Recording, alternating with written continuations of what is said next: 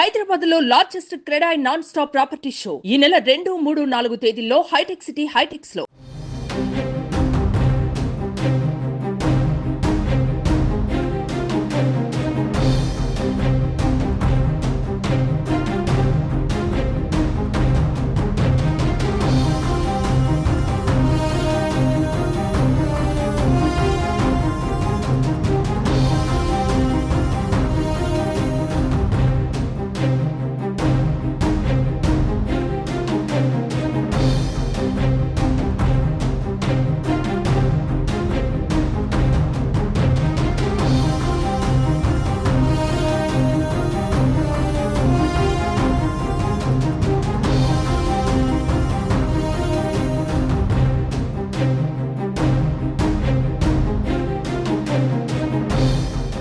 AP రాజధాని అమరావతిపై చంద్రబాబు సర్కార్ మరో కీలక నిర్ణయం తీసుకుంది.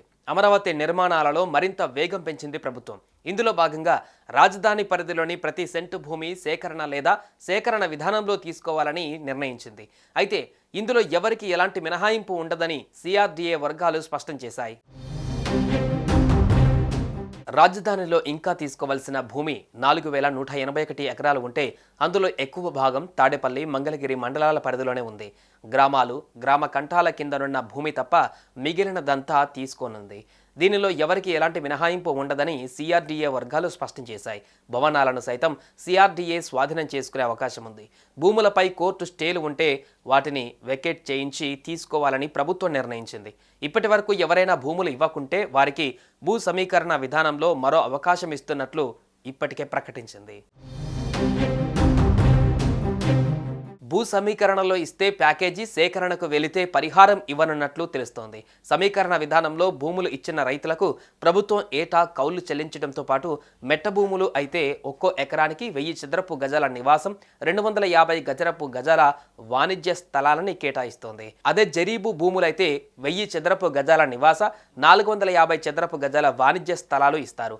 సమీకరణ విధానానికి ముందుకు రాని రైతులకు 2013 భూసేకరణ చట్టాన్ని అనుసరించి సహాయ, పునరావాస ప్యాకేజీని అందజేస్తారని సమాచారం. మరోవైపు రాజధాని పరిధిలో ఉన్న గ్రామాలను కదిలించకూడదంటూ సిఆర్డీఏ అధికారులు మాస్టర్ ప్లాన్ సిద్ధం చేశారు. విస్తరించిన గ్రామ కంఠాల్ని కూడా భూ సమీకరణ నుంచి మినహాయించారు. ఇదిలా ఉంటే అమరావతిలో నిర్మాణాలపైన ప్రభుత్వం ఫోకస్ పెట్టింది. రాజధానిలో ఉన్న కట్టడాలను ఐఐటి మద్రాస్, ఐఐటి హైదరాబాద్ బృందాలు పరిశీలించాయి. వాటి పటిష్టతపై నివేదికను సిద్ధం చేసినట్లుగా సమాచారం. ఇప్పటికే ఆ నివేదికను సిఆర్డీఏకు అందించినట్లు తెలుస్తోంది. మరోసారి కట్టడాలను పరీక్షించి ప్రభుత్వానికి నివేదిక ఇవ్వనున్నాయి ఐఐటి బృందాలు. సుమన్ టీవీలో మీ పర్సనల్ అండ్ బిజినెస్ ప్రమోషన్స్ కోసం కింది నెంబర్కి కాంటాక్ట్ చేయండి.